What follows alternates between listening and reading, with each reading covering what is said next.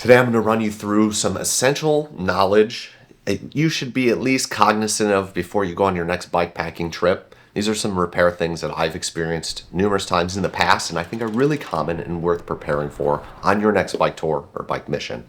I was kind of thinking about some of the logistical things for my upcoming trail, the Oregon Timber Trail, which is through Oregon, and it's really remote and really rough and quite technical, and some things I need to be aware of before I hit the road. And I thought it'd be a great video for the newer bikepacker or somebody kind of intermediate. As you begin to outfit yourself for a bikepacking trip, you're going to build out a little bit of a toolkit like this.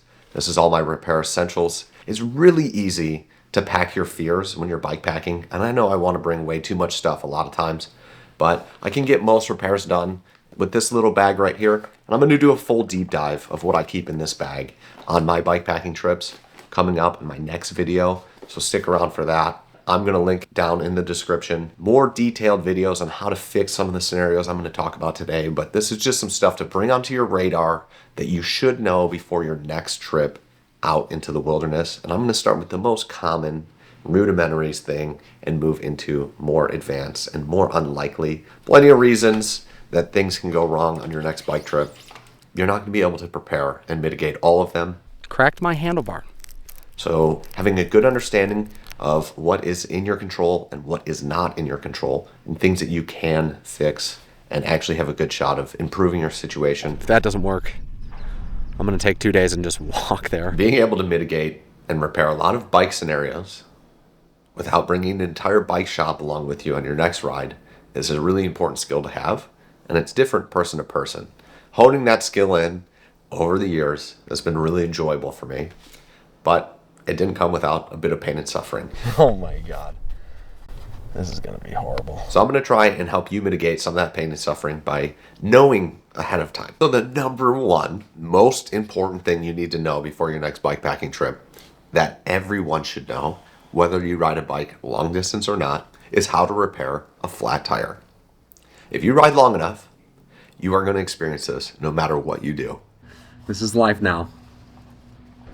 I just go from one flat to the next. So there's two things you should know before you get on the trail. Whether you should have tubeless tires or not, and how to remove the tire from your bike. I'm going to link two videos below. One is for tube repair and patching a tube, and the other is for tubeless repair and plugging a tubeless setup. If you're rocking tubeless, you should know how to also install a tube on your bike. Feeling like a real idiot for not going tubeless. You'll get really, really good at this really soon, no matter what, because a flat tire is just a part of the game. I would say the next most common mechanical issue is adjusting your derailleur.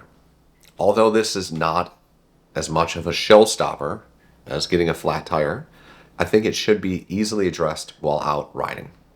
And there's two causes for your derailleur being misaligned. One is that the cable has stretched out a bit and it needs to be adjusted just ever so slightly to get your indexing back in place. That's a barrel adjuster problem that you can get at the derailleur or up at the shifting mechanism itself to just dial that in. So I'm going to link a video below on how to adjust your derailleur, made by Park Tool. They make some of the best videos out there. Calvin Jones, you are my hero. That dude is the man. Check him out. The other common problem for adjusting the indexing on your derailleur is the derailleur hanger has bent. That is a fairly easy fix, but knowing how to diagnose one or the other is also important. So if your derailleur completely blows up, the hanger breaks off, whatever it might be, you can remove the derailleur from your bike and turn your bike into a single speed by shortening the chain down, which is a pretty fun experience if it's not happening to you. Chains require a couple of special tools, and this leads me into your next repair situation, which is a broken chain. It's really inconvenient when it happens, especially if you don't have the tools to fix it. Chains require a special tool called a chain breaker, which is included on a lot of multi-tools. This Junior tool right here has one built in, and I'll link this in the description below, just as well as these tire levers, which will help you change a flat tire, but they have a master link tool at the end of it. This is really clever. I'm going to link that in the description below as well. But being able to fix a broken chain, carrying a couple extra master links with you. I like to carry 3. One for me, one for me when things go completely wrong, and one to give away. I'm going to link in the description below a video to sizing a chain, detaching a master link, and also a bonus video on how to do the master link without a master link tool. Not advised, but when you're in a pinch, it's good to know. The next repair scenario is one of my least favorites. It's happened to me a bunch of times, and it always takes so long to fix, and it's a broken spoke. When you have a massive wobble suddenly in your wheel, it's really out of true, there's a good chance you broke a spoke. And it generally happens to me when I'm staring at my cell phone and I hit a massive bump. This can take some serious time to repair, sometimes an hour plus, and it takes some really technical knowledge. This is probably one of the more advanced repairs. I'm going to link some very detailed videos below on how to true a wheel and how to swap out a spoke. But you're looking for good, not great in this situation. Just get your bike to the next bike shop. Having the appropriate size spoke for your wheel, potentially a nipple for the rim side, and a spoke tool are all really important to get you through this situation. Knowing how a wheel is laced and put together, and also knowing the size of the spoke that goes in your wheel is important. So it's great to visit your local bike shop to grab some of those things. The Junior tool that I use has a spoke tool built into it, and I always carry spokes with me. But there's also a thing called a fiber fix, which is a little cable that you can lace into your hub and pull up to your nipple at the top of the hoop to repair the situation.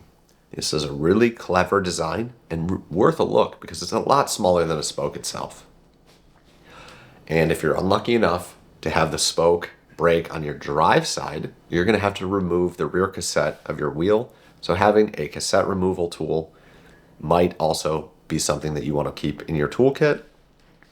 For me, I usually just contort a spoke really, really crazily and bend it past the cassette. Probably not the best situation, but it's something I've done in the past. Having a bit of confidence goes a long way, and just try your best. The first time I did it, it took forever. The second time, it still took a long time. And the third time, I feel like I was pretty good at it. And the rule of thumb for breaking spokes while on tour that I've always heard is that if you break 3 spokes, it's time to replace your wheel.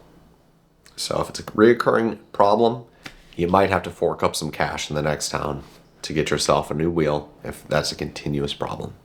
Anytime I go for 2 weeks plus, I always carry things to repair my brake pads. There's a ton of brakes out there on the market. Some are hydraulic, some are mechanical, some are cantilever. Understanding the type of brake that you have is the first hurdle to this battle. So figure out what type of brakes you're running on your bike and then run the associated video with repairing that brake just to get an idea of how to pop the brake pads off, align them, and then maybe carry some with you if you're going for a really, really long time. But with brakes, there's 2 of them. So if one completely malfunctions and falls apart, at least you have the other brake to get you to the next spot. The further we get down the list, the more inconvenient these repairs become, but luckily they're becoming less and less common. One thing that's happened to me once or twice is a broken brake or shifting cable, typically resulting from a crash, which I do all the time. I don't know, maybe other people aren't doing that, but I'd be hitting poles, falling over the bars, whatever. Sometimes you break a cable if you're messing around, like I am. And when you break a cable, it's super inconvenient, especially if you don't have the cable to fix it. I linked a great video below that will show you some techniques on how to mitigate this when you're out in the field. And that's another one of those. We want a good and not a great repair. And the great repair we'll save for the bike mechanic when we get to the next town. That leads me to my very last point that I'd like to make is you need to think about the you-isms out there. What is special or unique about your bike? Things that come to mind are clipless pedals. Maybe you have a special derailleur hanger for your bike. Maybe you have batteries for your shifting. You have the Di12. Maybe you have Profide for your Brooks saddle like I have. There's so many different little things about riding your particular bike that you maybe want to consider. I always bring extra rack bolts that fit the rack setup that I have. It's important that you understand the components of your bike, the type of shifters that you are running. the type of brakes that you're running, the type of chain that you have on your bike, the type of wheels, whether it's tubeless or not.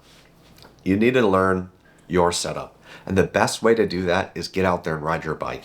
Just because you're not a master bike mechanic doesn't mean that you're not qualified to go out and go bikepacking. And these things are great knowledge to have. But I've never had a mechanical so bad that I had to completely end my trip. Experience is the best teacher. Go out, ride your bike, and break your bike. And then try and repair it yourself when you're in the middle of nowhere. I guarantee you, at the time, it's going to feel really, really inconvenient and very scary or super frustrating. I've been totally so mad out there on the trail before, but those are the experiences I usually look back and laugh on.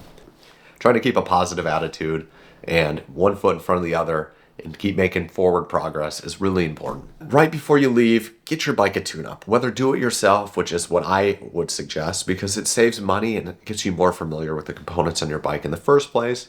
You're way less likely to have a major mechanical when you're out on the trail if your bike's in solid working condition before you leave. Thanks for watching. Really appreciate it. And I hope you break your bike because that means you've been riding it. And that is what we're all here to do.